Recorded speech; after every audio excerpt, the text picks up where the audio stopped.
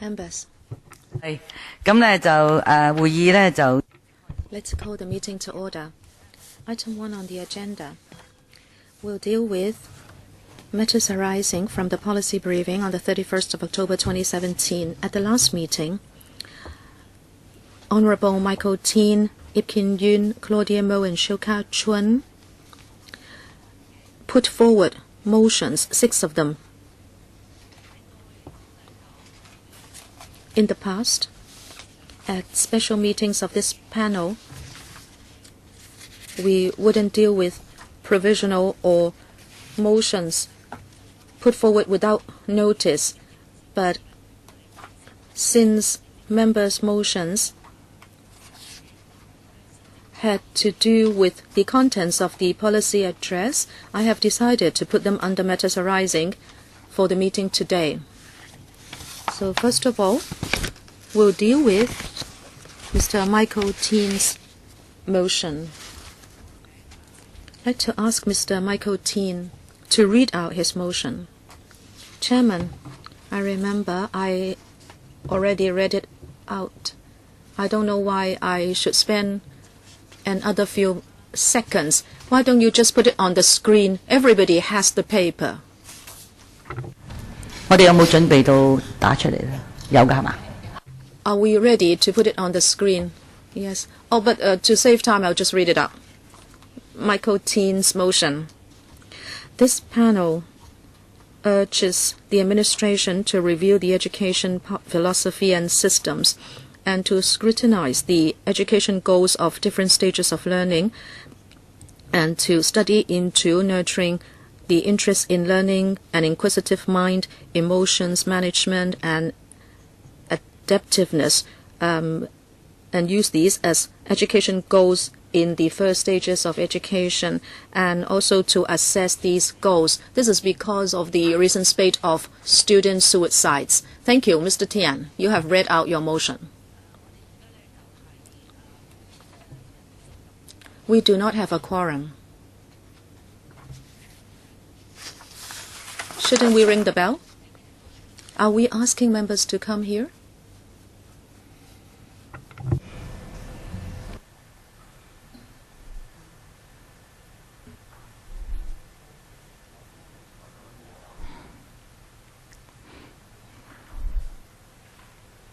We lack one.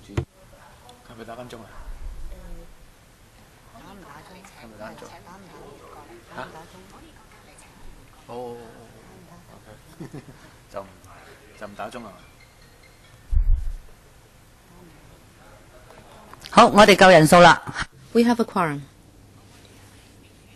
We'll now vote on the motion moved by Mr. Michael TIEN. Those in support?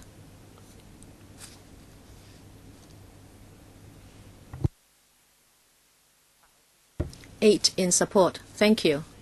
Those who object? 1. Those abstaining?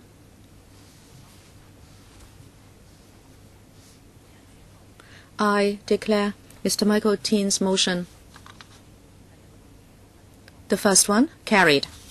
Second motion, also by Mr. Michael TIEN. Mr. Michael TIEN, that this panel urges the administration to study into this year's and future TSA, BCA every other year in a random and anonymous fashion.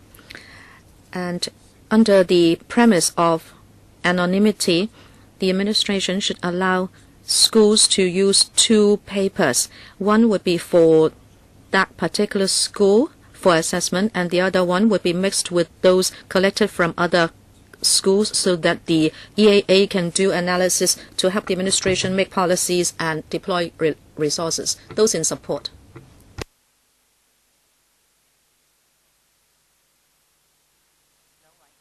Two. Those who object? 1. Those abstaining? 5.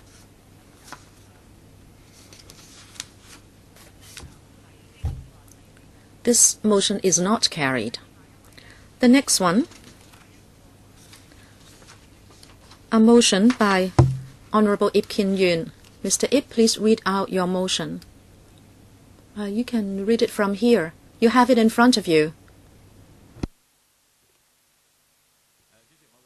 Chairman, this is my motion that this panel urges the administration to set up a fully representative committee to review the TSA and BCA to see whether it should be carried out in future, and also there should be public consultation. Those in support.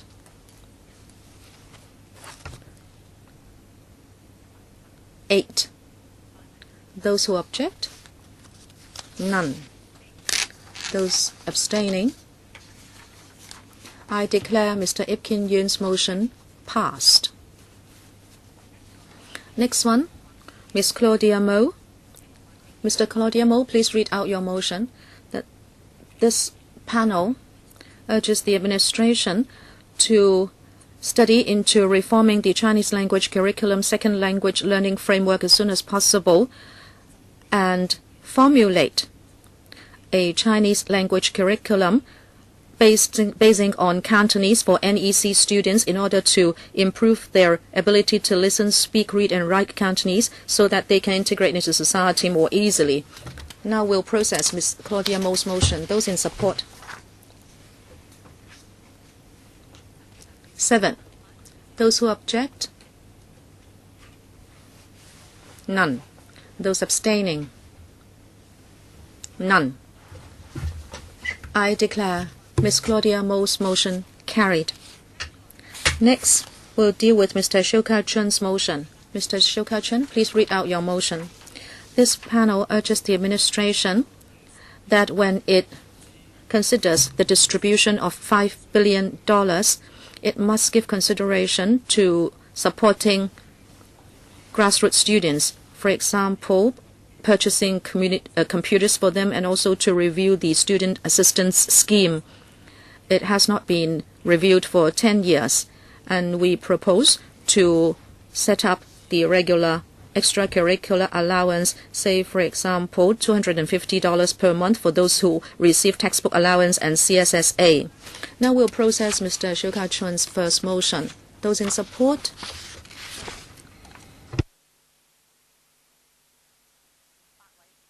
8. Those who object? None. Those abstaining? I declare Mr. Ka-chun's motion carried. Next, Mr. Ka-chun's second motion. Mr. SHIU, please read out your motion. Thank you. This panel urges the administration that when it considers distribution of the $5 billion, it must give consideration to grassroots university students and give them support and review different loan schemes. First of all, relax the limit of loan and also to do away with the means test. Second, it should review the repayment system, and it must look at students' income in order to calculate the repayment amount. Number 3, to review the non-means test loan scheme, and the interest should be counted not from the day of the loan having been drawn down, in order to reduce the financial burden on students. Those in support? 6. Those who object?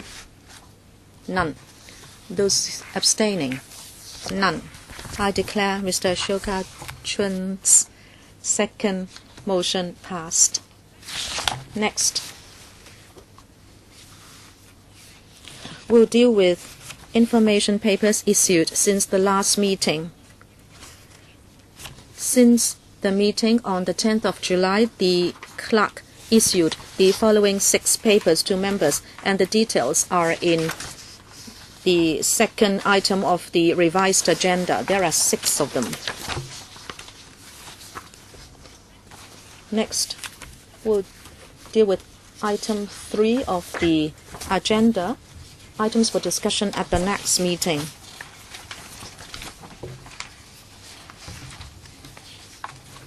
On the 25th of October, together with the Deputy Chairman, I had a meeting with the Secretary for Education and officials, and we reflected the items members wanted to discuss. We also discussed our work plan for the year, and the clerk has already updated the list of outstanding items in view of members' proposals for items for discussion.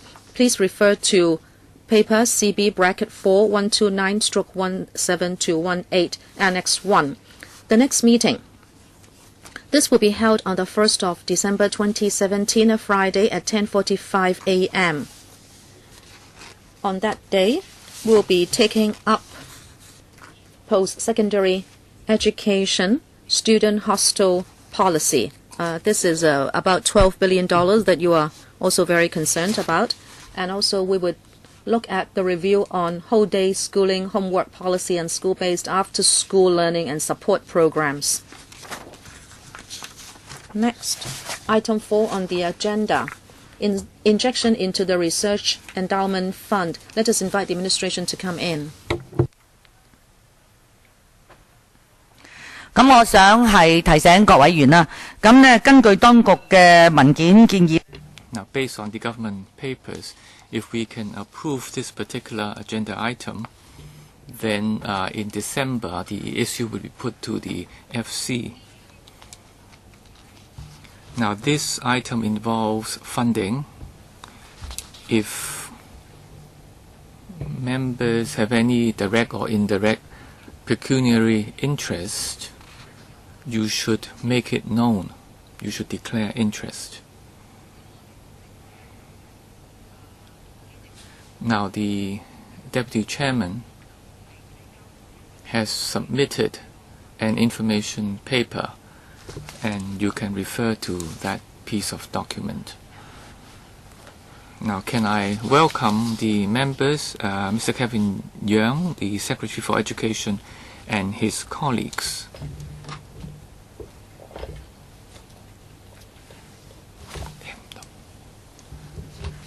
Council member. The speakers are off mic.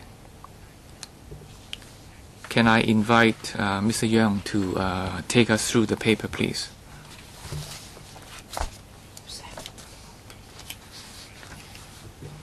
Now, this is to support the research at tertiary institutions. Now, we have been doing that for a long time, and then in 2008, with $18 billion, we've established our fund. And from then on, we have done a lot of further injection of funds. And obviously, these people are doing a lot of research work, very important. And they also take part in teaching, for example, in a lab assistant or a research assistant. And they are a bridge between teaching staff and the students, and make positive contribution. But in recent years, the number of local students doing research degree is decreasing. Now, we want to encourage more local students to go into research students, to train them to become technical people, scientific people, and to contribute to Hong Kong. And so in her first policy address, further injection of $3 billion is planned to help all these local students doing research degree, and to fully subsidize their tuition fees. And from the year 2018 to 19, this will be launched. Now, we welcome members' views on this particular studentship, and with your approval, we will seek FC's approval. Thank you. Thank you, Mr. Young. Now, Q&A from members. We have Mr. Ip, please. Chair, I welcome this injection of funds, and I believe will help our young students when they are to lessen their financial burden. Now, if they're doing a research degree, now these are full-time degrees, they have to pay tuition fee, and then they have to pay for their own livelihood. And many of them are already at an age where they may be married, so they have to support their family as well. So this is a heavy burden. So when they are doing a research degree, it's possible that they can get some sort of studentship by working as a TA, for example, teaching assistant, but then the income is meager. And they have to work through a rather substantial period of time before they can achieve their master's or PhD degrees.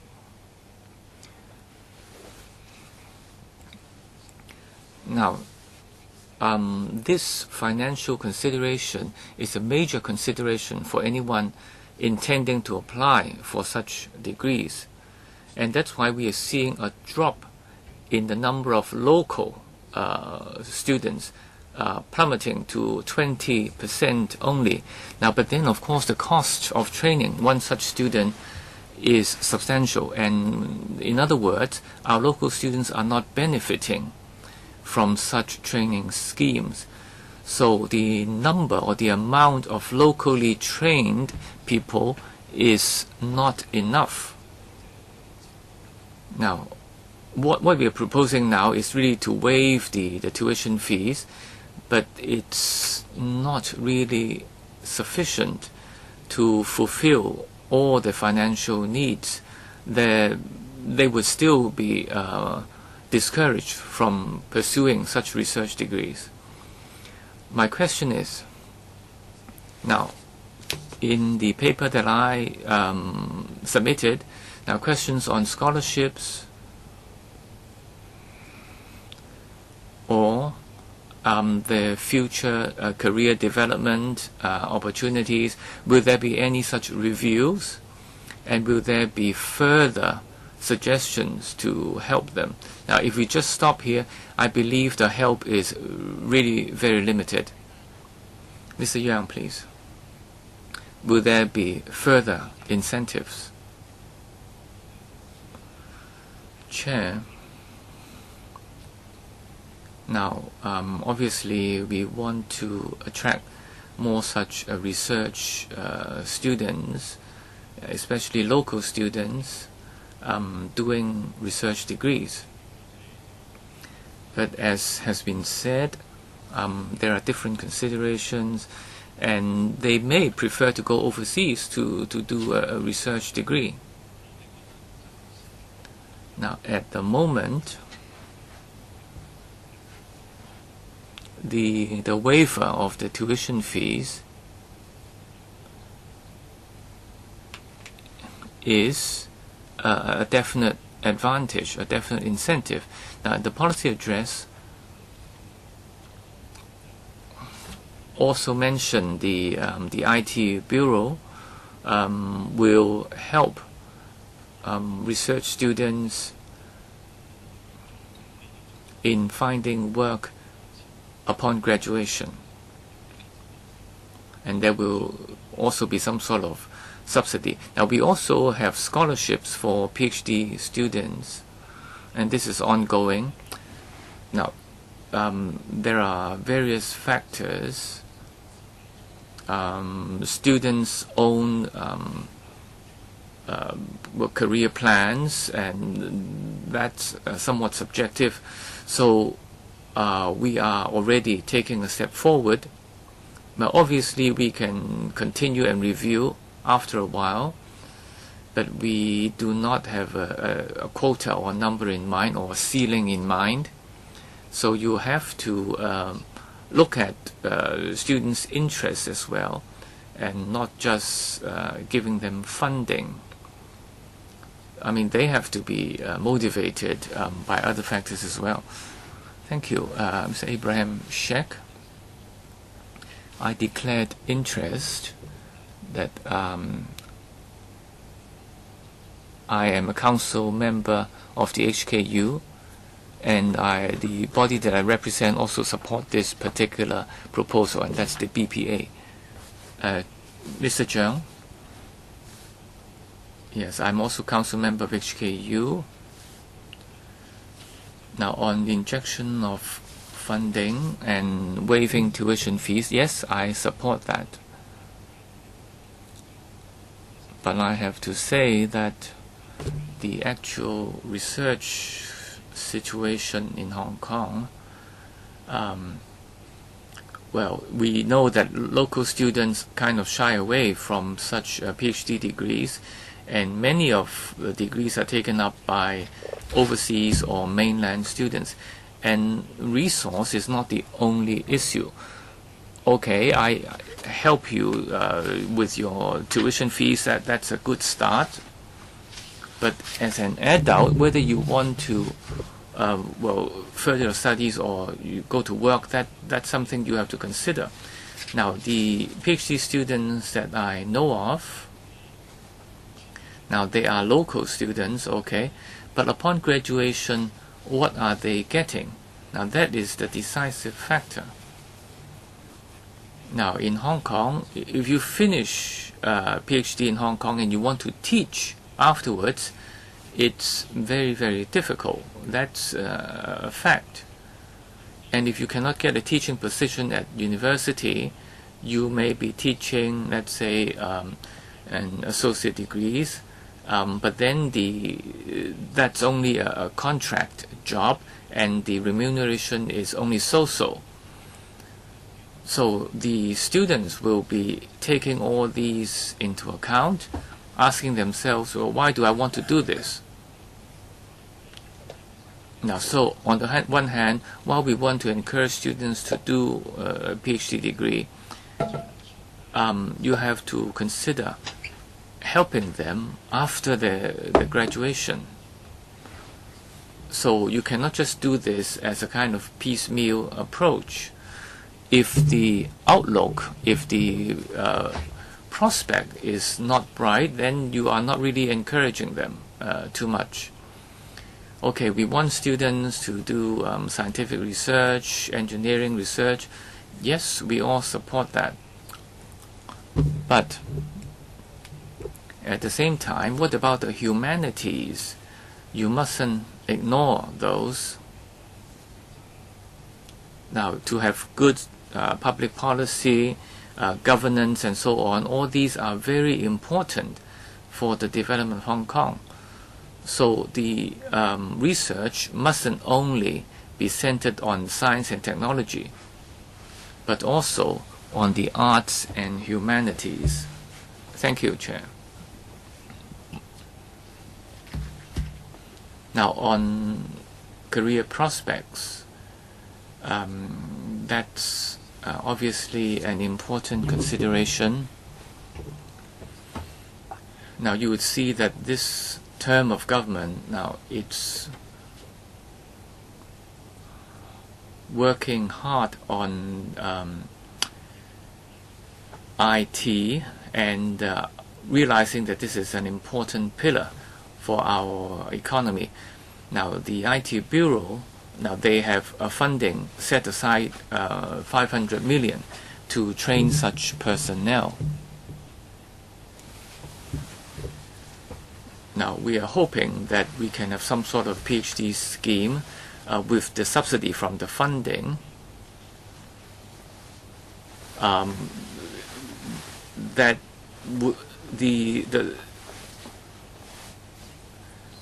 the future graduates would be hired by government or semi-government institutions.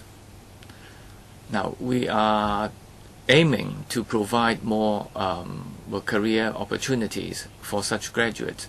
Now, for the humanities, now in universities, this is obviously another area for research at universities, and the percentage of such research students is also substantial.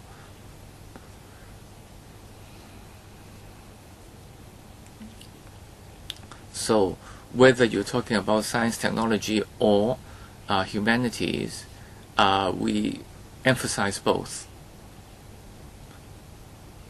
Mr. Hui, I welcome the injection of $3 billion into the research fund. Now, but if you look at the aim as stated in the paper, you're saying that you want to have a non-means testing for the applicants. Now, maybe you should kind of look further afield Now, this time you are lessening their financial burden, or are you at the same time trying to attract local talents? So this goes to another issue which the paper is silent on. Now, the number of people applying, the local students reached a 20-year low, but you are saying that you want students to be more internationalized. So is this somewhat contradictory? So you want more international students and you also want more local students. So I think you should make it clearer in your aims. And as has been said, if you want to attract local talents, then apart from giving them subsidies, then you should try to look after their career prospects too.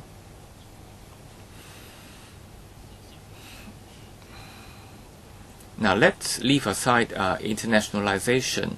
Many of them are in fact rich mainland students. I think the paper should address that issue in greater depth. Now, paragraph 10 says, now, if you have this injection now and more people will benefit, you cannot really predict the number of such people, but can you give an estimate how many more will benefit from this? And then if there's a shortage, then there would be some sort of subsidy from the other body. Okay, thank you. Thank you, Secretary. Thank you, Chair. As for the aim of the Research Endowment Fund, I think the member was right. Here we say this is a non-means-tested studentship. The aim is, of course, to help local research students, and we hope this will be an incentive in the long term so we can recruit more local students to read graduate programs. Now, if the paper is not clear, we can do it better next time. As for internationalization and ratio with local students, I don't think there is any conflict here. On the one hand, of course, we want more local students to read graduate programs, but internationalization is important as well. We can increase both groups of students in parallel. We do not have a definite ratio in mind. But now we do see a drop in local students. The percentage itself is not that important, but the absolute figures are also dropping. That is why we are saying we'll roll out new measures in order to enhance the number of local students reading research programs. As for the return,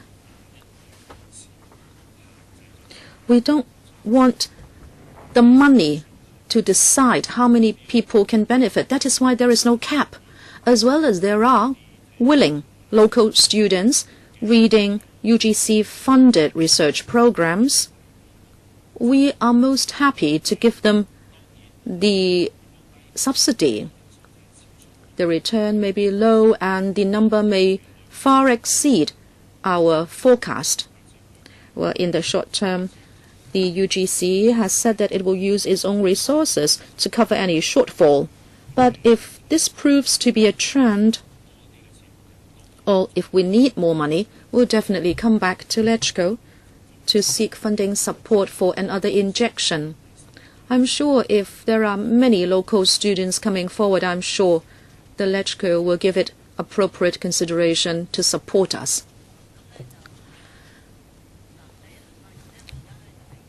In the first round, I still have Dr. Helena Wong, Mr. Michael Tien, two more. I'll draw a line there.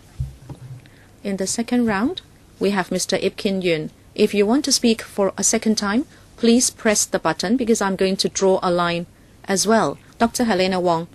Chairman, we are not that many. Why don't you give us more time? Why only 3 minutes? Dr. Wong, we have a few agenda items and I have to limit the time for discussion. Chairman, of course I support the exercise. In principle, I have to declare I'm a lecturer at the Polytechnic University. the motive is good, that you want to encourage more local graduate students to read research programs. It's a good motive. But I see some problems here. We find this quite heart-rending in a way, because only 20% are local students, many of them reading MPhil and PhD are mainland students. We don't have really many international students. Even if you have this studentship, you may not be encouraging too many local students to come forward. The main problem is, number one, as you state in your paper, when admissions are considered, they will consider applications from all over the world, but the biggest number is from the mainland.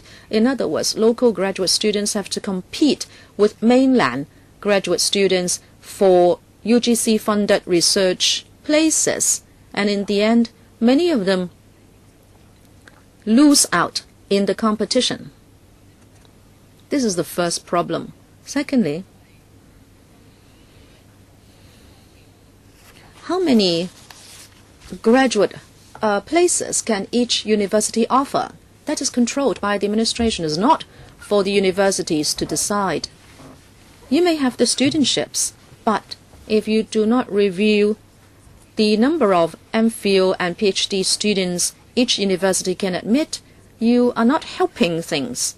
There will still just be about 1,000 from Hong Kong, you understand? Because you decide how many research student places each university can have. This is implemented by universities after the UGC decides. It will squeeze out just a few to this faculty and to another. Therefore, you are putting a cap on the numbers because that is within your control, and you are not going to be able to raise the number. It looks like this is a big number, $3 billion. You say it will generate interest, and the investment interest will help waive the tuition fees of local students. But that is all you are doing. It is just like $40,000. Just by paying the tuition fees, are you really helping them? I was saying you have a control on the number of places, and these students have to repay loans already after they have read the graduate program, the undergraduate program. Even if you help them pay the tuition fees, they will have to take up a part-time job in order to maintain their own living. And that is why I say 3 minutes are not enough. Can you not help them, give them the time to answer? What is your question? Well, first of all, can you increase the number of graduate program places for each university?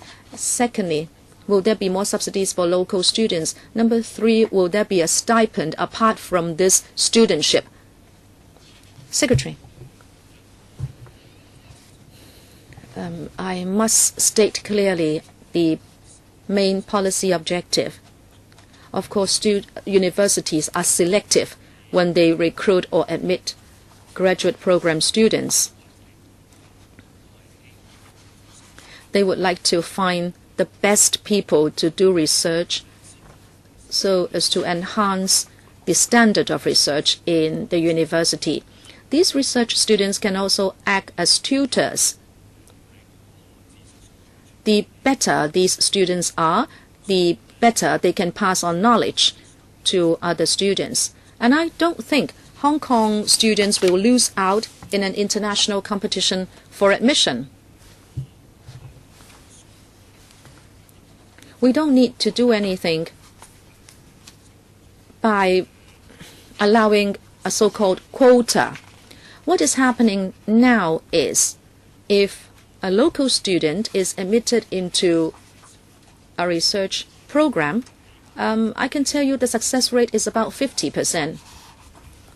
On the contrary, non-local students' success rate is less than 15%, meaning there are many people applying from outside Hong Kong, but not many are eventually admitted. That goes to show that local students enjoy an advantage. As for the overall figure, we do allow some flexibility for universities.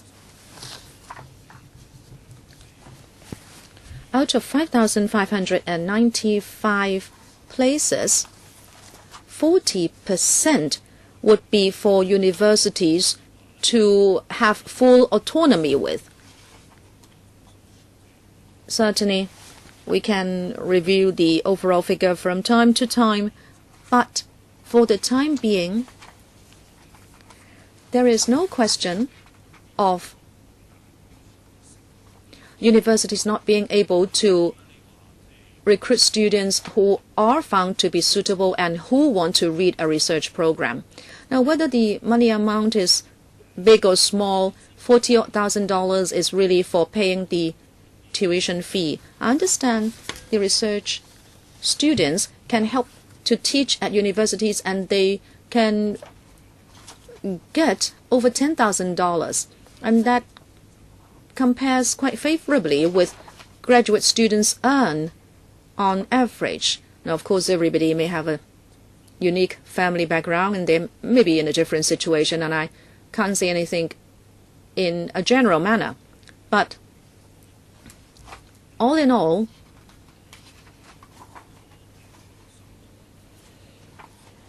we believe local students will not be under too much pressure. Of course, the student assistance program can also supply loans. Of course, those have to be repaid, meaning that they have to be in debt for another few years. Well, we have to strike a balance. Even if they are undergraduate students, they also have to repay a loan. And if you read a research program and you borrow money, of course, you have to repay it. And that may take a few more years. That is only logical. Next one, Mr. Michael Tien. Chairman, I hope you will not clock our question time. I'd like to ask a point of order. Just now, motion 2 by me, it is 2 for, 1 against, and 5 abstaining. You said it was not carried. But according to para 3.25 of the procedures for this meeting, as long as there are more votes for than those against, the abstaining votes should not be counted. Did you say that the motion was not carried?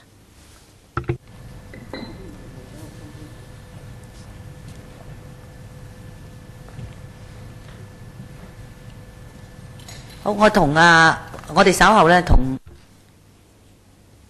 I'll check with the clerk in a moment. We'll check the tape of the meeting. If the motion should be carried, we will verify and correct the record. I must apologize also because I did not raise it at the moment, because I had waited a whole year to move that motion. Okay, fine. We'll do that later. About this injection into the Research Endowment Fund. You know, I have read an MBA and I'm in business. Hong Kong is very much market-driven, and we go for speed, we go for results. Very often, my impression about local students is such that they would be prepared to teach if they read a research program, and therefore you shouldn't be finding too many people showing an interest. If master's degree and PhD degree holders can find a way out in the business sector, I think it will be so very different for Hong Kong, say in terms of innovation and technology. Recently, a master's degree holder in anthropology had to be a cashier in a bookstore, and he makes only $10,000 a month. Well, whether he has a master's degree doesn't matter, and people wouldn't like to hire PhDs because they might be too theoretical. And in the INT Bureau, you are helping R&D institutions to hire PhD holders, and the subsidy is $30,000 per month. So the institute will only have to pay like $10,000. The subsidy will be for 2 years. In that process, if he can invent anything, the company, of course, will switch him to do other things. And if he has got the know-how as well, that product can probably be commercialized or something. And if you look at the humanities, social sciences, maybe you can do the same. As you know, I'm in the fashion business. We are studying into consumption patterns. We are analyzing big data and online purchasing. We pay a consultant, and the consultants will teach us what to do. I myself would like to hire researchers. I wouldn't go for PhDs, really, and I won't be able to pay enough to hire PhDs. And in fact, I don't know whether they will yield any results even if I paid them a lot. And in fact, people who read the humanities or social sciences should be subsidized by the government as well, so they land their first job in a certain organization where they can show their talent. Then I'm sure there will be more people interested in reading and a research program. Right now, people are only thinking of teaching, you know. The IT Bureau is doing that. Can you think of ways and means to link up with other areas and sectors? You have to think about the market. Mr. Young, now the IT Bureau's stance is how to nurture talents on the IT areas, and of course we know that we need talents, and they will be working along those lines. Now, for certain trades and professions, now if you detect any such needs, I'm sure the government is all ears. So let's discuss. And as Mr. Tien just mentioned, this is no longer just an education issue, but how our economy should develop and in which directions we should go. Now, those doing humanities, do they all go to teach? Well, not necessarily. Now, maybe after some sort of research, they find themselves better equipped to do other kinds of work. Now, but obviously, now what members have said have been recorded, and we will certainly follow this up. Or can you wait for your... Okay, just a very quick follow-up, Chair. Now, you don't have to respond. I'm just saying that now, talent and other development opportunities are all related. Now, the issue is which comes first. Do you more people before you build a railway, or do you build railway to attract more people to go into a certain area? So which comes first? Now, because this has a lot to do with your work, and if you do not provide any future pathway, then nobody would spend the time to do a research degree. Okay, second round of questions. We have two members. Mr. Ip, 3 minutes, please. Now, I think there's a more basic question. Now, what is the mission of tertiary education in Hong Kong? Now, Mr. Young, you talked about selecting the best. Now, at the moment, we are not doing any particular screening. So, we really don't know whether our tertiary education sector is serving Hong Kong. Now, we compare ourselves to Harvard University, for example. But apart from Harvard, the U.S. has a lot of state universities. They are government subsidized, and they want to train or nurture the U.S. students. So they have, on the one hand, internationalization, but as well as state universities which trained their local students. Now, if we only focus on one and neglect the other, that is going to be problematic. Now, on our undergraduates, and their training, we have a quota for overseas students, and this ensures that local talents are nurtured. And at the same time, we have an international outlook. Now, but when we get to the graduate students, now before 1998, now the non-local students amounted to 20%. That was the ceiling. But after 2003, there is no ceiling. Now the figure is now reversed. Only 20% for local students, and the figure can actually go further down. In other words, we're using a lot of Hong Kong money, but local students are not benefiting. Now, is this something we want to see in the tertiary sector? Now, let's have a rethink about this. Now, we have representatives from the UGC, and I think we have to think very clearly about this. What is our responsibility in nurturing local talents? Now, I'm not suggesting that we, reinstate a kind of a quota. But the question is, okay, more than 10 years ago, 60-70% of students were interested in pursuing research degrees, but now the figure dropped to only 20%. Now, what is causing this change? Now, as policy makers, is there anything we can do to change the situation, to turn things around?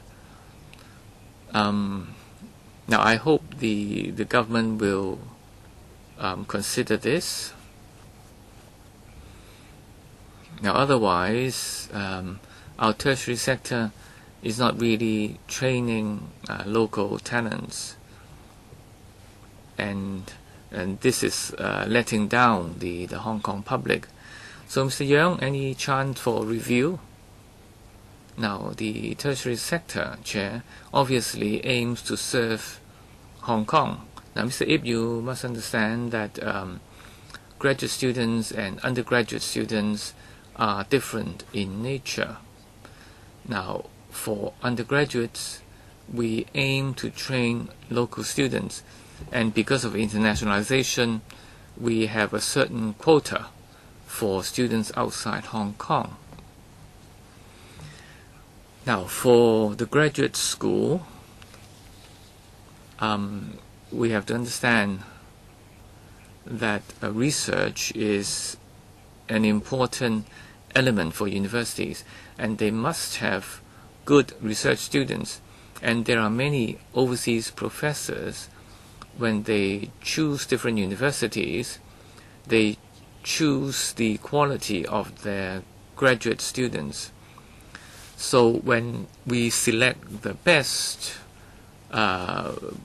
postgraduates, that is a normal route.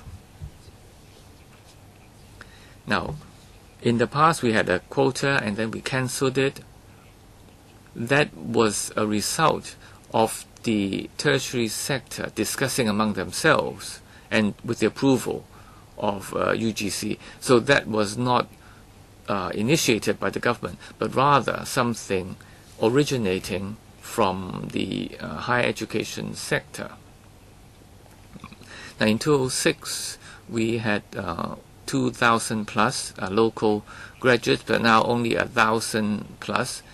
Now, if you have a kind of a quota, you would have about 3,000, but now we have 7,000. So the amount of research we can do would be a lot more, and the quality would also be much better. Now, so we have to understand that while we give chance to local students to do research degree, we have to provide a chance, and that is why we are providing more incentives. Now, how come the figure is dropping? There might be different reasons, because students are less inclined to do research. Maybe they want to join the financial sector or go to overseas countries to do research. So these are all reasons as to why the number of dropping.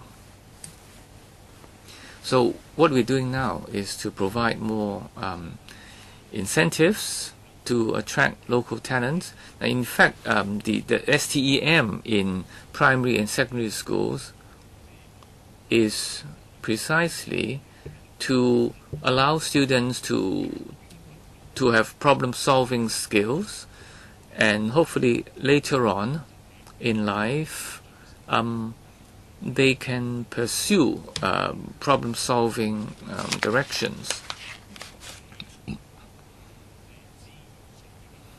So now, if you're talking about resources, we are in fact doing our part to attract students. And of course, we will do a review. But as I said, we have no particular quota in mind or no such ceiling in mind. Our aim is really to attract more local students. Chair, now, I think there's a lot of policy issue leading to such factor. If you compare Hong Kong to Singapore and the US, you will see that this policy is unique to Hong Kong. Now, Singapore has a price differential to allow Singaporeans having a certain percentage in the higher education sector. Now, if you just say that this is students' personal choice, that is not really answering the question. We have to look at our policy, our direction on training our higher education students, especially graduate students. But I guess we have different views, but we can always continue to discuss. Well, this is precisely what we're doing. We have a price differential in the tuition fee. There's a difference. But if you look at the Hong Kong and Singapore situation, the differential is not the same. Yes, each place we have a unique situation peculiar to a certain place. Of course, we take reference from other jurisdictions, but we do not just follow everything wholesale. Yeah, Chair, that is obviously correct. Yeah, but we have to analyze the situation. Any members wanting to speak on this topic? Now, otherwise, now I will be the last one after Ms. Wong. Yeah, Madam Wong, please. Now, Mr. Young, I think you have to think of more ways and means to encourage local students to pursue research or going overseas. Now, just helping them with the tuition is not enough, because I think after 3 years your review would show more or less the same results. Now, I hope you will look at the way UGC provide such figures. You have the 5,000 plus figure. Now, some would be doing a PhD because of the scholarship, and then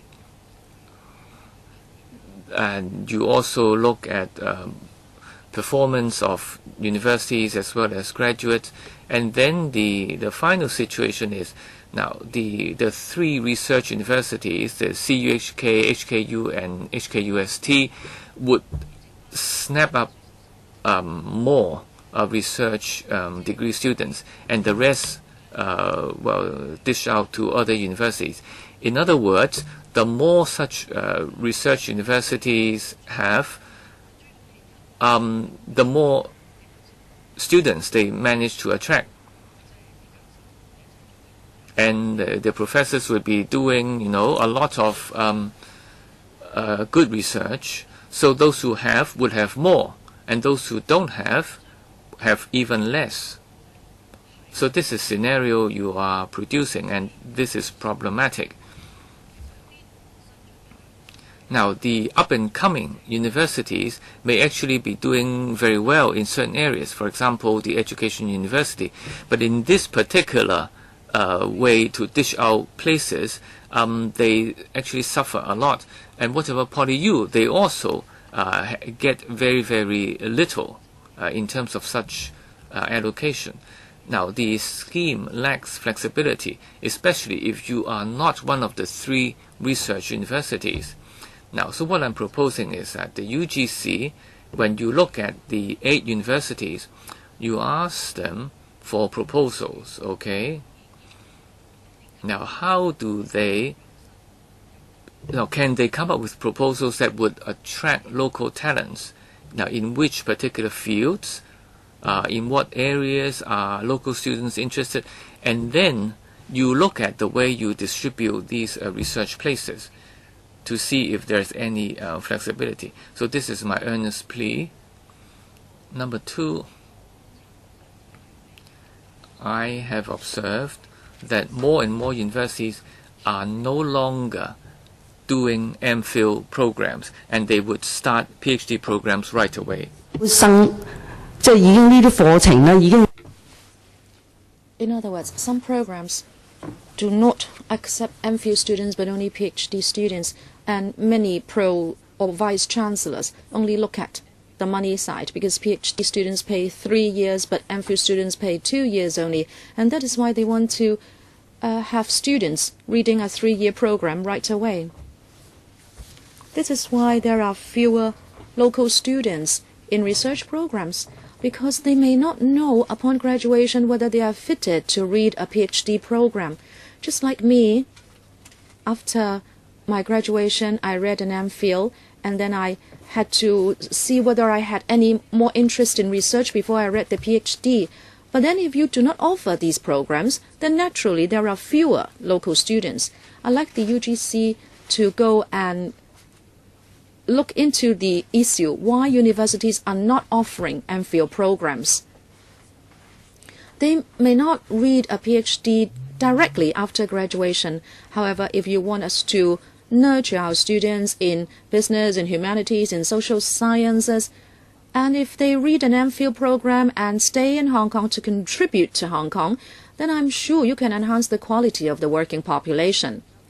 Therefore, Secretary, please look at the present tendency not to offer MPhil programs. Secretary, any response?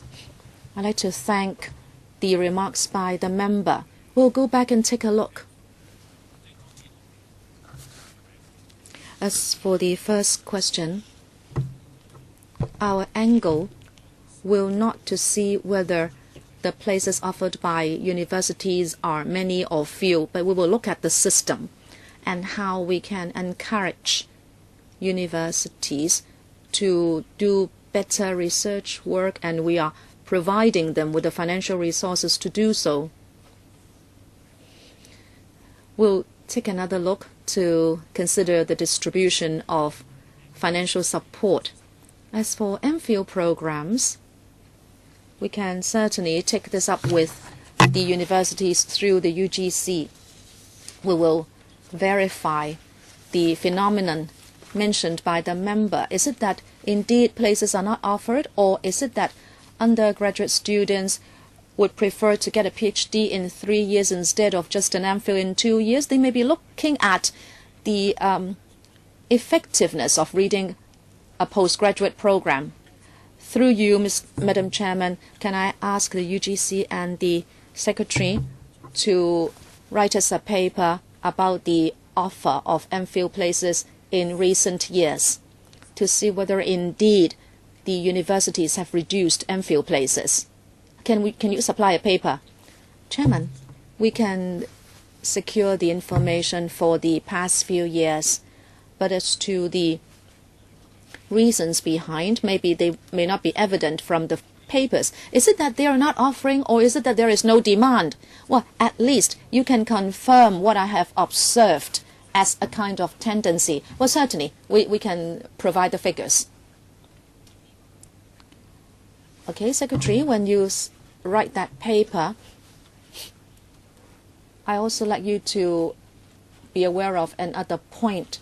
Our universities, of course, should nurture more people who can contribute to Hong Kong society. You say only 20% of the graduate students are from Hong Kong. The other 80% are from other places. Do these students who come from outside Hong Kong stay in Hong Kong and serve Hong Kong, or do they return to their places of origin? Please do some follow-up work.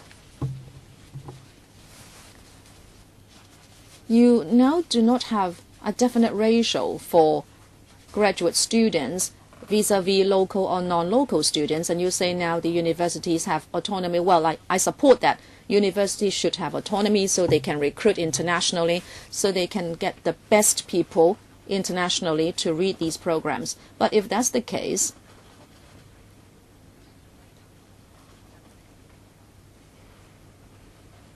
there might be an impact on opportunities available to local students. Secretary, I hope you will seek some understanding into the situation, because I really want to know whether these non-local students will stay in Hong Kong after their studies. Secretary, Chairman,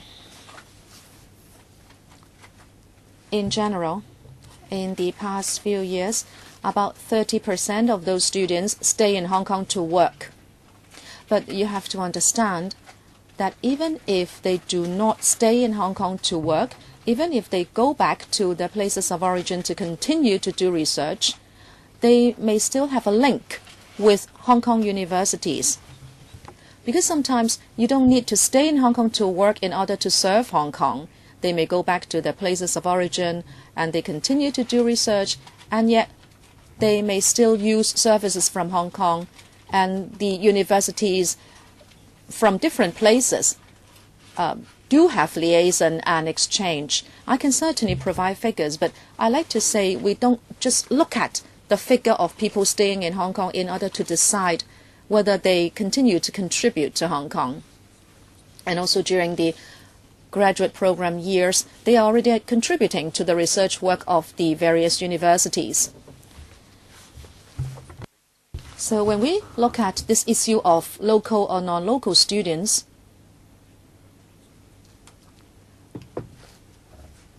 we should look at it from that angle. Okay, we'll continue to be concerned about this issue. If you can supply information, please do forward them to us. Mr. IP Kin-yuen? Sorry, speaker not coming through. I don't know whether the Bureau can supply concrete figures. Okay, I'd like to ask members whether all members support this paper. Would anyone object to submitting the paper to the Finance Committee for discussion? No objection. Right, we go to the next item. Item 5, implementation of school-based management.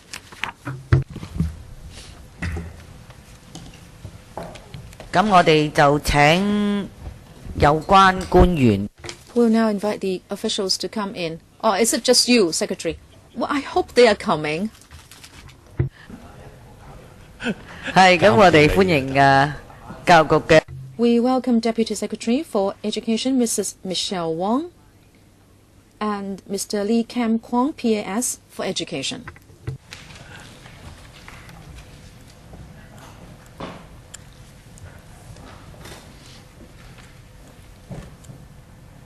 好，咁呢就我哋請局長楊。 Mr. Kevin Young, please walk us through the paper. Thank you, Chair. School-based management, or SBM, is school-based, and it has students at the center, and we go for quality. We have devolved the responsibilities to schools so they can work out school-based policies suited to the school to enhance the quality of teaching. And we emphasize participation, transparency, and accountability. Through the setting up of IMC, there will be the representation of independent members, principal representatives from the SSB, elected teachers, parents, and alumni members. Self-governing schools are still regulated.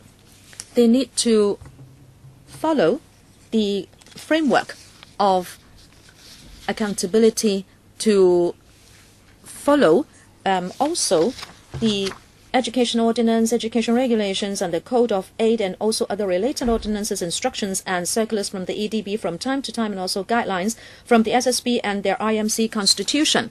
Through school self-evaluation and also school inspections and external school reviews, the Education Bureau gives advice. SBM has been in place for a number of years, and mostly the schools are performing well. However, some of the managers do not have the skills and knowledge in school management, and they may not understand their responsibilities fully. And also, there may be personnel problems at the IMC, so they do not function properly. And also, if school principals do not manage well the schools, there may be management problems.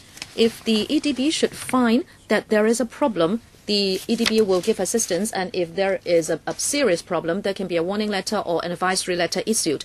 And also, we can exercise our powers under the EO and the subsidiary legislation in order to take appropriate action in order to intervene and deal with the problem. For example, appointing managers to the IMC, cancellation of school managers, and withdrawing approval of school principals. In the latest PA, the CE announces that we will deeply review the school-based management and also look at the relationship between the Bureau and also schools, so that we can deregulate even further and free up the possibility of better teaching and research. We have set up a task force on SBM to do the relevant review work. We welcome members' views so we can do better SBM in future. Thank you, Secretary. 4 members have lined up to speak. Chung Kwok-kwon, Wong Pik-won, and Ho Chi-fung, and 1 other member. Mr. Horace Chung. Thank you, Chair. We all support SBM, I suppose. And in fact, for a period in the past, many schools have set up IMCs. In terms of quantity, for the first stage, I think you have succeeded. But in fact, we should head on to the second stage, which is about quality. I can see that in the paper you say that over the years of implementation of SBM, the majority of schools are characterized by well-coordinated, systematic, and effective operation. However, I think in the second stage, we like to look at the word effective even more closely. I have taken part in IMCs in a secondary school for many years, and my experience is there are representatives from all the stakeholders, that's for sure.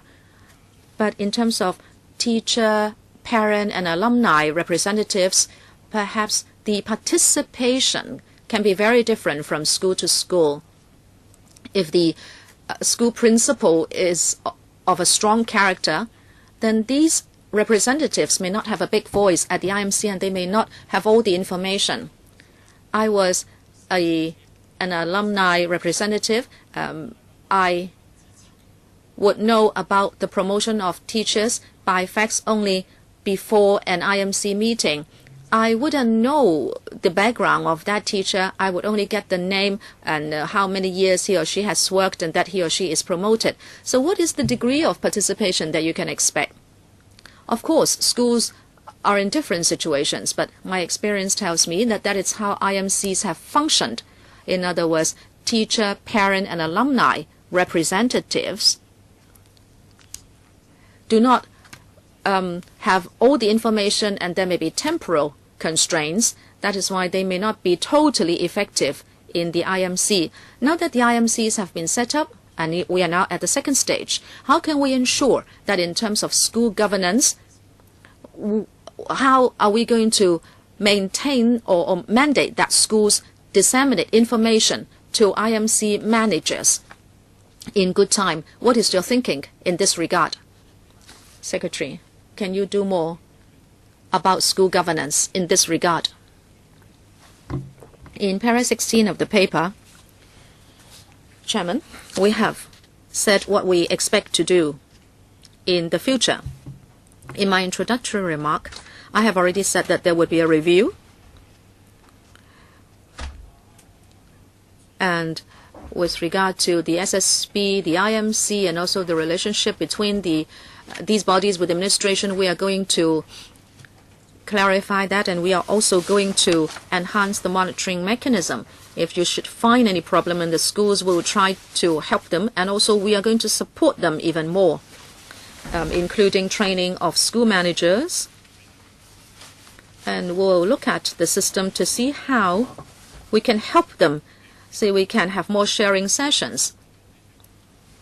As Mr. Horace Chung was saying, if some school managers say they are not given the information, then during sharing sessions, they would know that other schools are actually providing the information.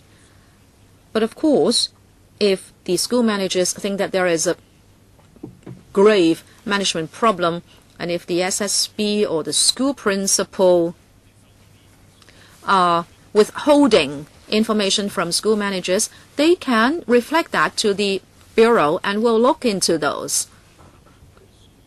Because school managers must be able to get all the information about the operation of the school before they can act as effective school managers. Wang Big-wen. Madam Wong. Now, Chair, now we're discussing school-based management because we know that things are happening in some schools. That is, the management may not be able to control the school principals, and the school principals are doing things single-handedly. In other words, he has absolute power, and the management is messy, and the Education Bureau has to clear up the mess. Now, we need to know that this is not happening in more schools. So I support your view to strengthen the SBM. Now, including looking at the formation of the IMCs and how they are formed. If only teachers can join SPMs if they are kind of well-behaved, quote unquote. Now this will only enhance or encourage the school principals to act in his or her own way without enough supervision. Now, Chair, now as I said, we have asked to set up a committee to look into this.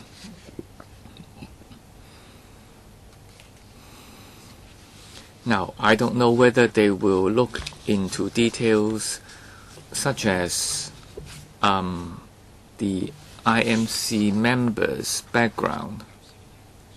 And now for teachers, they go through an election process. But whether or not we can do more, now this is something that we will pass on to the committee to follow up, and we'll certainly reflect your views. Now, I hope the government would pay attention that these IMC members, they have to be democratically selected or elected. Now, if you ask the IMCs to set up its own rules for admitting members, this is very dangerous. They can choose people who share their views, people who don't know anything about education. This will be very messy.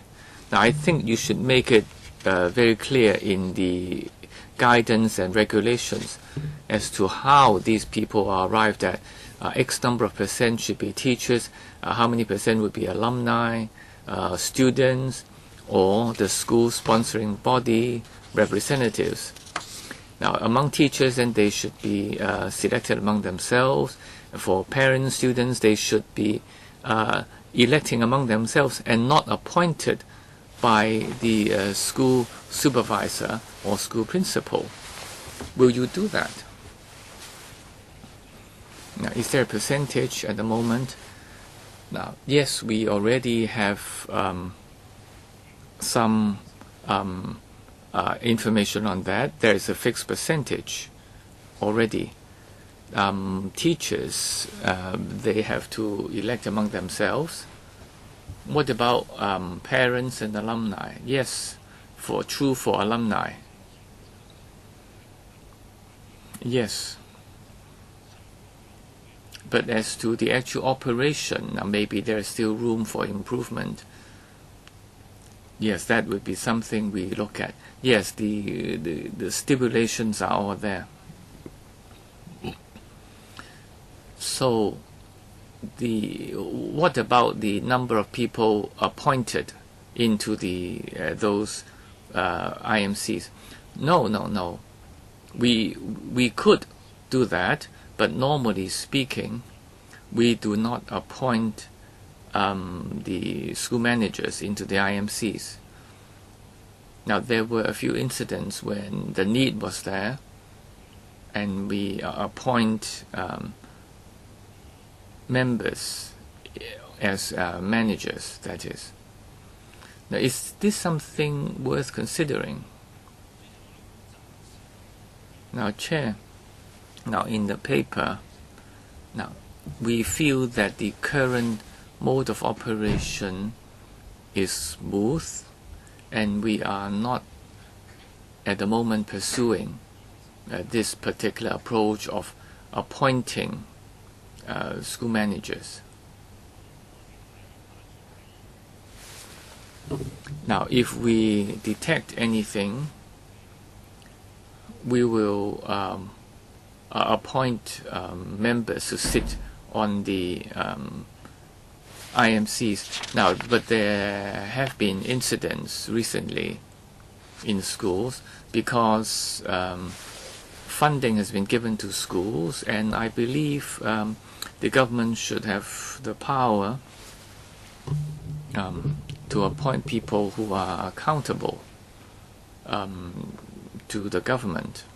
I think that's something the government should consider. And Mr. Ip.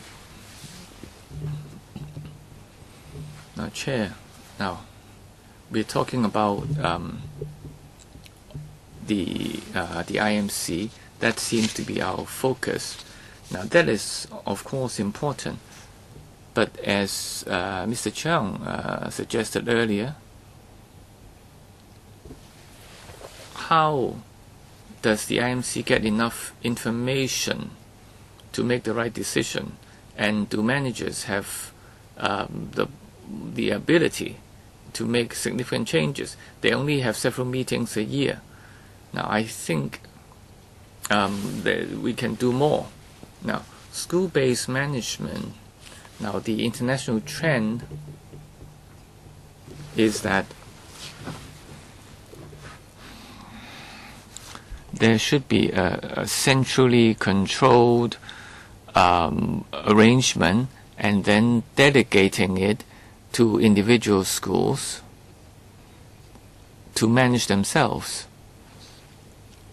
And this is for the school members who know the schools best, and they will be the teachers and the principal. So if in a particular district there are students from the grassroots families, or if there are SEN students, then they can make corresponding adjustments to fit the needs of their vicinity. Now, the question is, do the teachers have the chance to take part in the management of the school? And then to make adjustments based on the needs of students. Now, in the last 10 odd years, I failed to see any such arrangement until incidents arose, and when teachers are oppressed, they have nowhere to turn to, and they have to go to psychiatric wards. So that is very undesirable.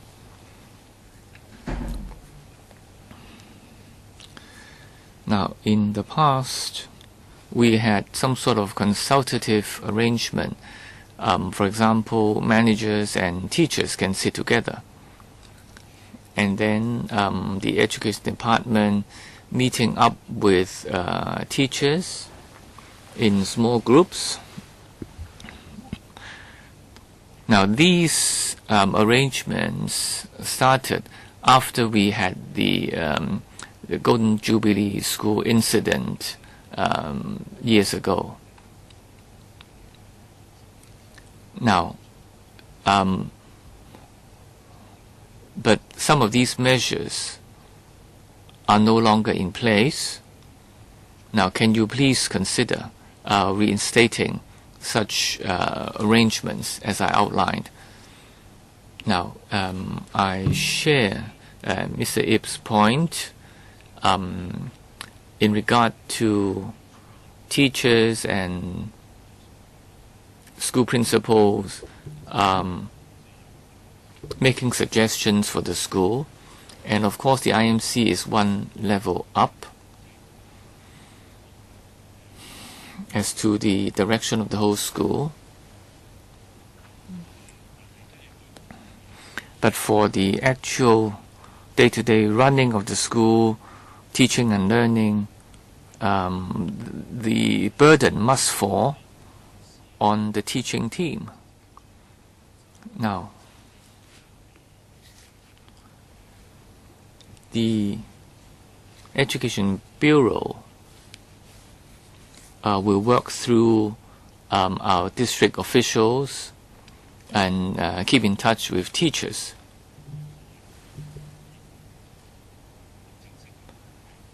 Rather than any official channels as in the past. But we do have district personnel,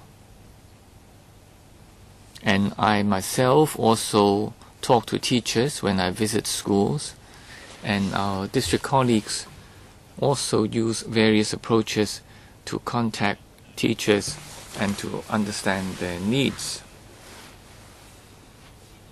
Now, for schools and how they make use of teachers, I believe they do it in many different ways, but they do solicit the views of the teachers.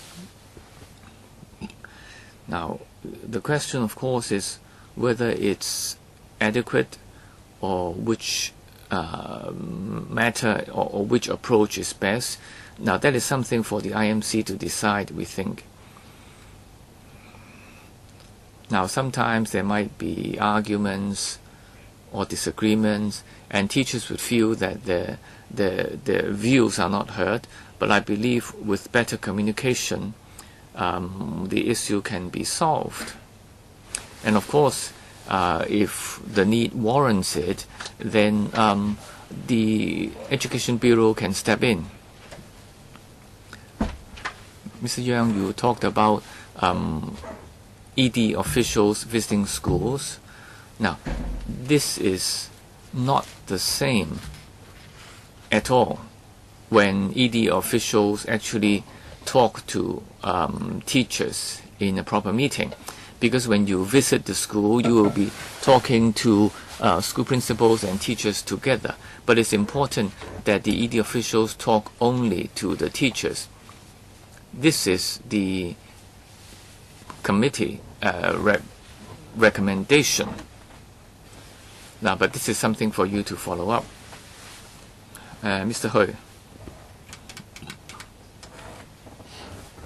Now, I don't really want to go into individual cases.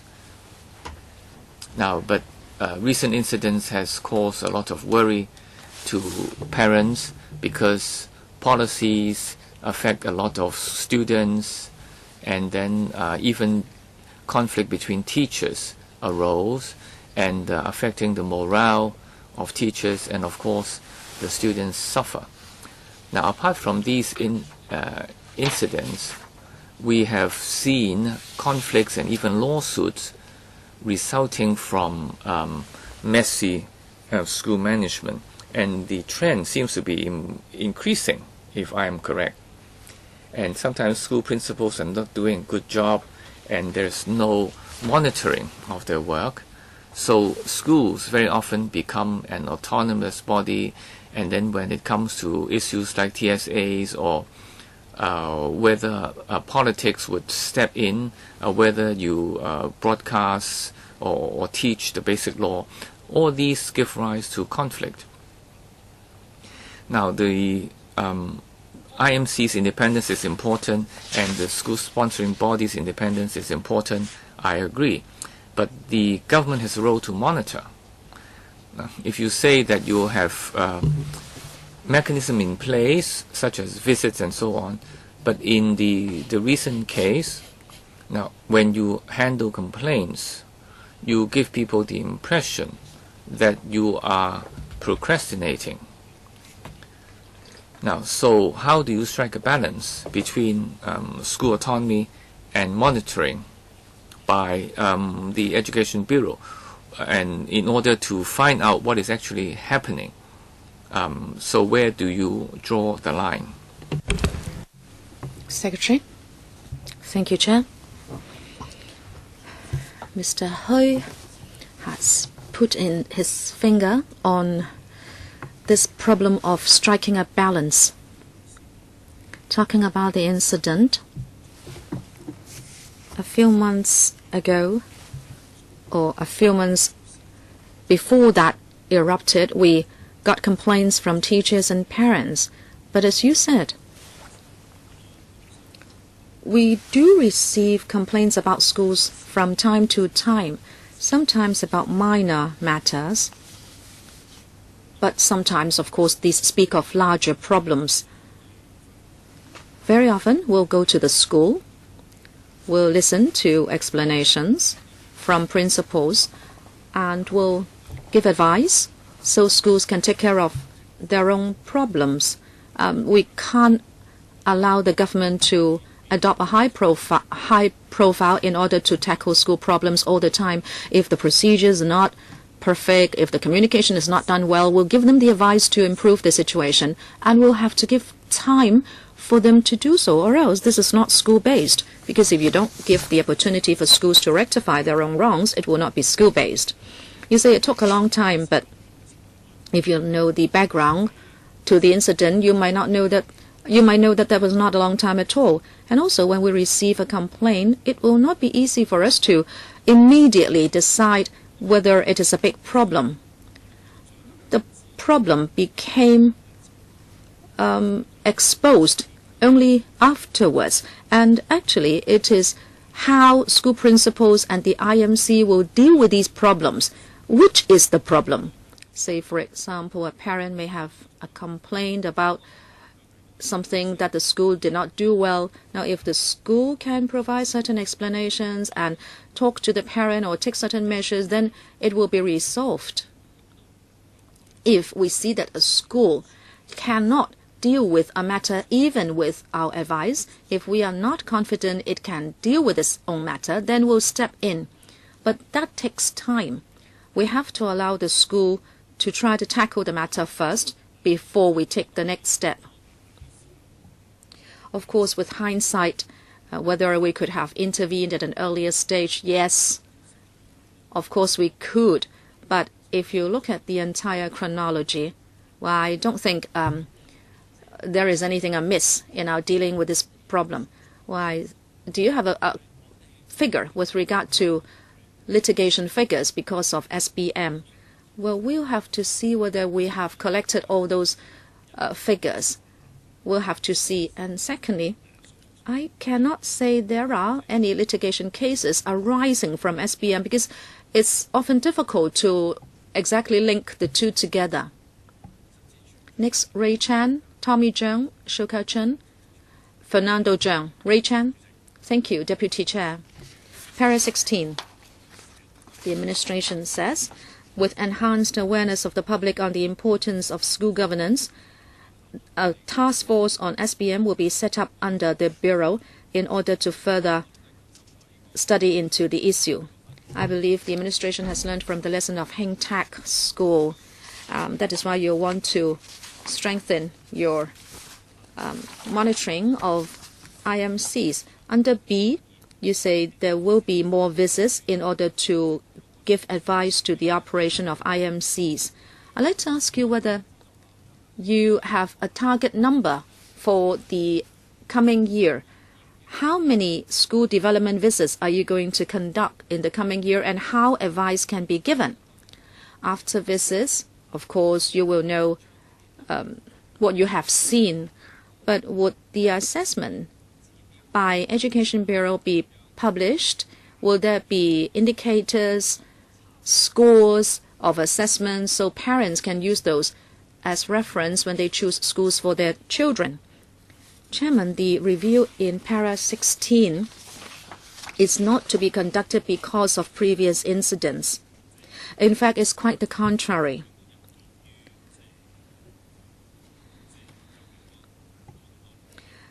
The SBM has been implemented for many years. The CE would like to take a look at it to decide whether we can further deregulate the relationship between government, school, and IMC, whether SBM means a bigger burden for teachers. In fact, we'd like to unleash more room for maneuver for the schools. So we'll take a look at the present mode of regulation to see more can be done. As for the monitoring mechanism, we'll strengthen it, but what is the detailed plan? How are we going to select schools so we can start the strengthening of the mechanism? Well, we haven't decided. We'll have to see how much resources we have. And we have to tread with caution. We have to think very clearly about how we want to do it. I don't know whether you have heard about this. The schools actually think that external school reviews mean a lot more work for schools. And so we have to strike a balance. Of course, we want to monitor schools, but we don't want to add very much to their burden. Coming back to your last question, whether the results of our monitoring would be uploaded so parents will know everything. We don't intend to do that now. We may see something, but we need to give an opportunity to the schools to improve. So we might not want to publish those. We will continue to monitor schools to help them upgrade and enhance themselves so we can generally upgrade our schools so people have more confidence in them. Tommy Zhang, Secretary. I don't know where to start and where to end when we talk about this. Looking at Para 17, when you answered our members, you talk about external school reviews, and that represent a lot of pressure for schools.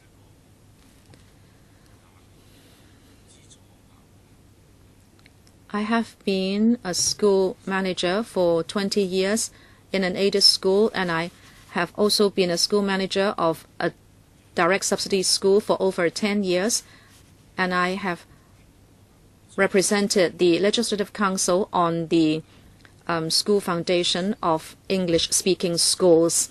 Therefore, I have come to know the governance of different types of schools. Yes, I understand external school reviews are a big source of pressure, but allow me to be blunt. People who conduct these external school reviews may not be able to get a lot of information. So the external reviews can help schools enhance their governance.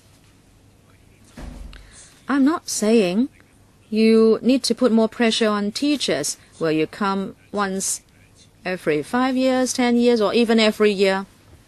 Apart from exerting pressure for people to write their homework, how much are you helping with teaching and learning? We are talking about SBM. And what we should go for is the effectiveness. You know, we in business go for profits. But when we talk about corporate governance, that should have the aim of maximizing our profits. In schools, if SBM is done well or not, we should monitor the effect on teaching and learning. But in the past decade or so, especially I'm in Legislative Council, I can see that you're only tackling the symptoms of a problem. When something happens like hang tag, is it called hang tag? And then all of a sudden, we would say that, look, this leg is aching.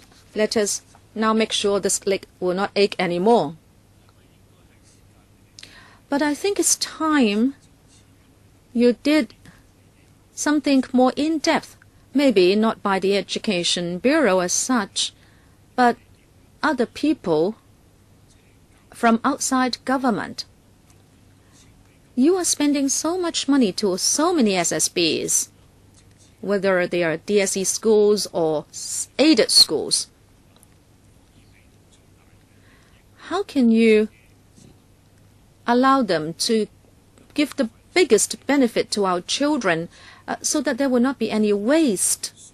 Don't just look at their accounts and see how much money is spent here or there.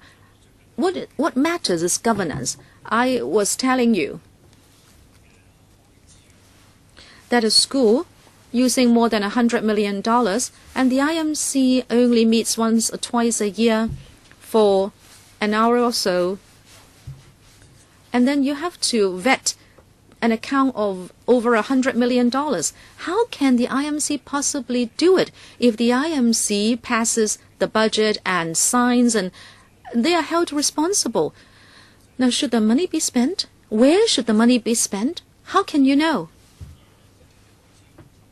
So you have to start to think about these. You have to think about the IMC governance structure, what it should be shown, and you should look at listed companies in Hong Kong. Why is it that in the listing rules,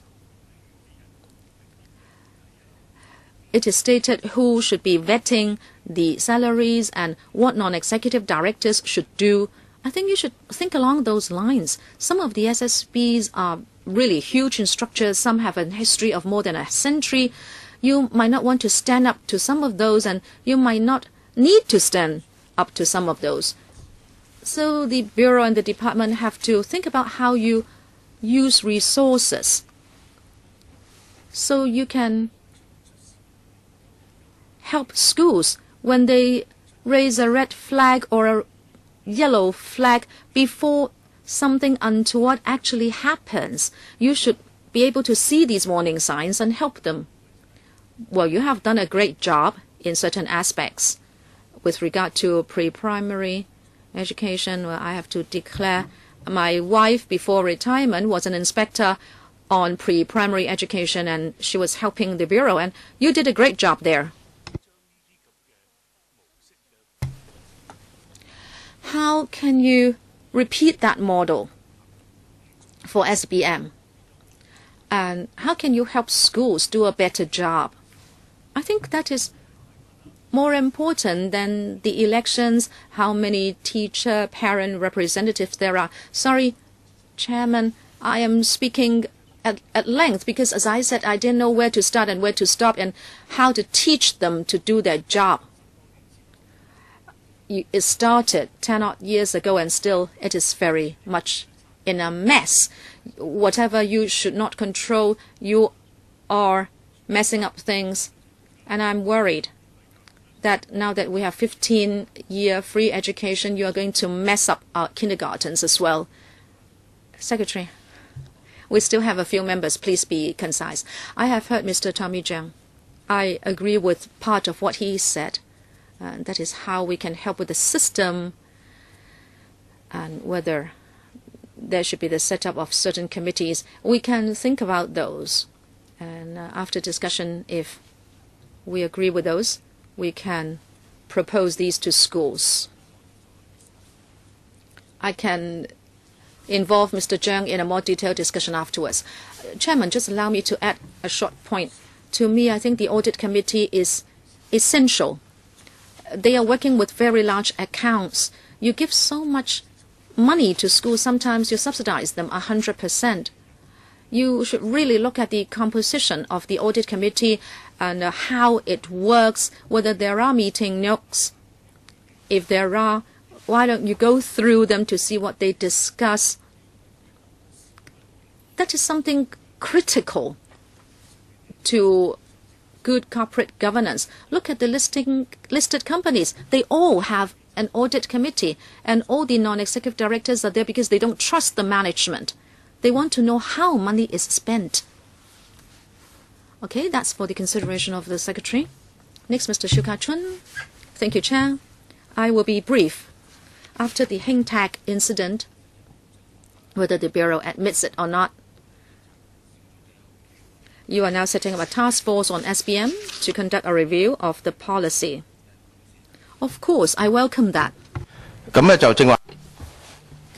we heard from Mr. Hui on the balance between autonomy and monitoring. Now this is of course we are concerned about, but we also want to know whether the ED is delegating or passing the buck. Okay, you can say that you are devolving, delegating responsibility, but you might be guilty of passing the buck. Now there is a role for the Education Bureau, definitely. Now on the SBM policy, now I'm particularly interested in looking at the IMC to see how democratic that is. Now as a member of the social work sector, I would like to see a greater democracy in the IMC. And at the moment it's nowhere near being democratic. Okay, you are in fact allowing certain managers to vote, but others are not allowed to vote depending on their status, and the spread or the percentage is not fair. Now teachers, maybe there's only one of them who can vote, and for parent managers only one can vote, but the school sponsoring body, SSB, and the other appointed managers, 60–70% of them can vote. Okay, they can all speak, but when it comes to decision making, when it comes to voting, the imbalance shows. This is not ideal. Now, if you are not aware of this, I'm suggesting that these SPM be looked at, particularly in the way these voting rights are divided. Now, Chair, now on the distribution of power or voting rights, we have to understand the development of the SPM. Now, in the past, it was by the SSB entirely, but now, under the SPM, we have transparency and stakeholders also take part. Now, as to decision making, now, how even is even? How balanced is balanced? Should parents have the same number of votes as the other managers? And even if you have one person, one vote, but then you have to retain the SSB's policy and mission, there are 60% of the managers appointed by the SSB. And Mr. Siu, if we want to follow your advice, the SSB will still have a majority. Now, I can accept a difference, but not an overriding difference. Right now, it's really polarized. Now, the SBM basically is operating in the dark because you call it SBM, but in fact the decision rests only with part of the managers, and they can do things single-handedly. Now, they cannot do that and try to do everything in the dark, because there are managers who are stakeholders sitting in the board. Maybe the voting result does not go in their favor, but if it's something very unreasonable, I'm pretty sure those minority managers will be able to reflect their views to the public and to the Education Bureau. Okay, second round. I am the only one. So 3 minutes. I call myself chairman again. Now, we were talking about an issue that Mr. Siu raised. Now, sometimes, for certain agenda items, certain categories of managers will take part. Now, on promotion of teachers, very important, obviously, the teachers' representative will have conflict of interest, will be barred from the meeting. Now, on finance, for example, certain members will not be able to take part. Now, these practices differ from school to school. So, let's say teacher representatives. Now, we don't know how effective they are in IMCs. Now, in some schools, they are not really making a lot of impact. Now, Mr. Siu also talked about whether this is passing the buck or delegation. Now, in the Hing Tak incident, sometimes the SBM is interpreted as the school having autonomy, and then the ED cannot interfere. And then sometimes people are confused. Now, sometimes you say certain issues are SBM issues, but others are not. So who is to decide? There are many such examples. Now, okay, you now have a committee to look at the division of power. Now, I feel this is very important, and it's time we did something about this. Now, you talked about a committee which should have been set up, and if it's not yet set up, I hope very much that teachers will be represented, and not just the school principal there. I think it's very important that teachers be allowed to take part. Now, there are many committees being set up, and I hope the Bureau will consider the membership of such committees. So this is something for the Bureau to consider, and of course, if you'd like to respond, please feel free to do so. Now, Chair, now whether it's delegation or passing the buck, obviously this is delegation. Now, if it's passing the buck, you will not see what the government did in the Hing Tak incident. Now, the Chairman's earlier points are all noted. So thank you, Mr. Yang. Now, yes, obviously the motive or the aim should be delegation. So like in the latter part of the Hing Tak incident, the government would have a role to play.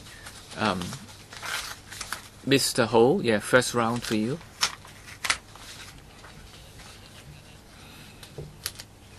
Now, most employers can control the school easily because employers pay the teachers. But for schools, salaries come from the government, and then the control management based on the school itself. Now, very often the school officials or staff, they don't really know about education regulations and guidelines, and sometimes they may sidestep the rules, and then when it comes to conflict, they cannot do any kind of resolution. And very often the IMC would have to resort to the court before compensation can be given to staff members.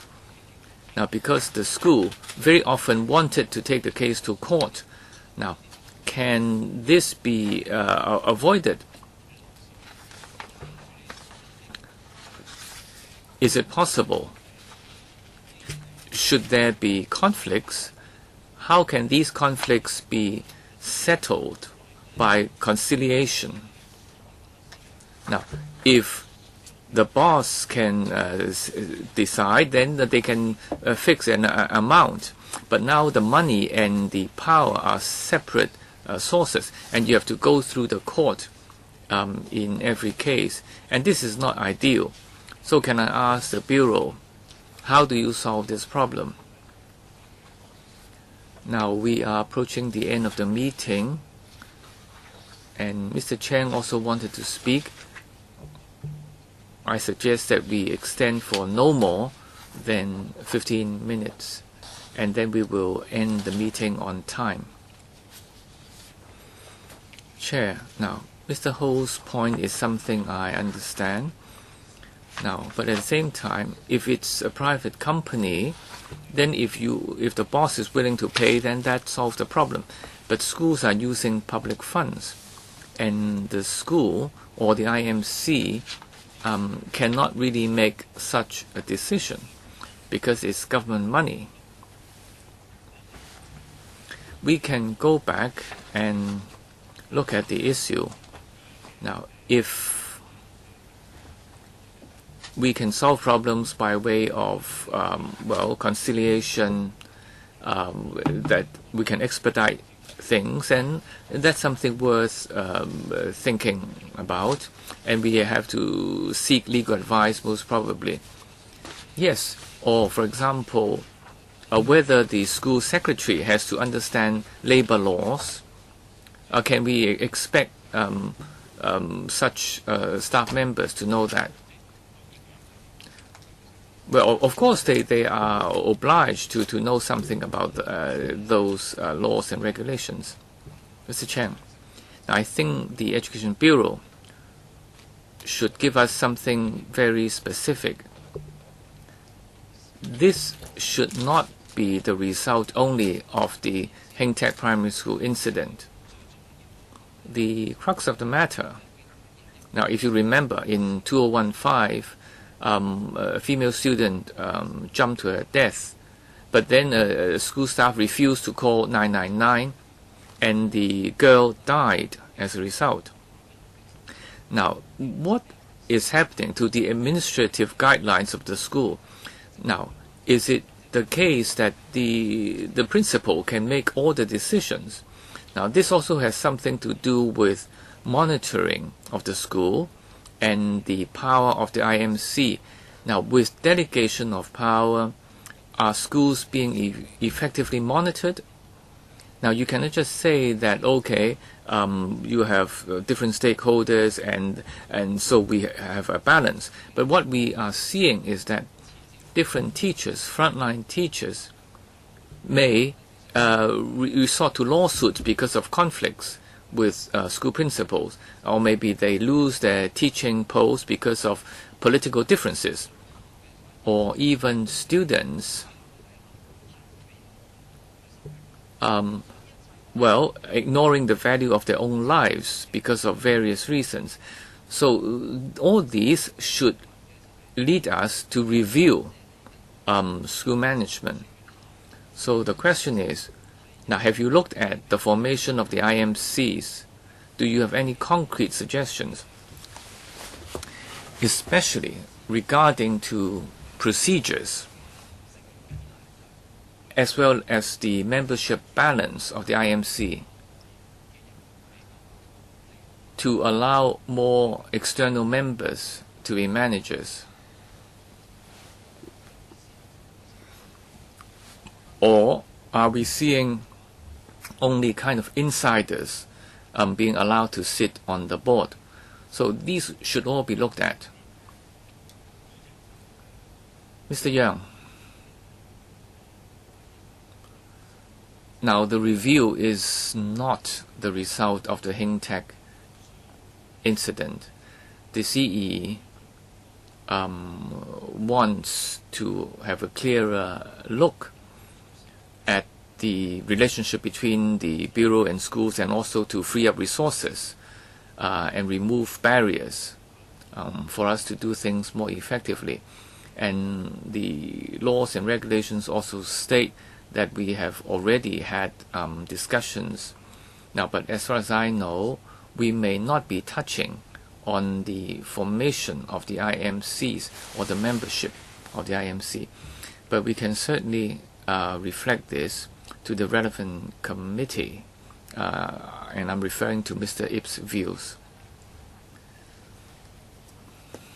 So members have all spoken, and we move on to item 6, AOB. Do we have any AOB items? Otherwise, the meeting is adjourned, and thank you those from the Education Bureau, and thank you members. Thank you.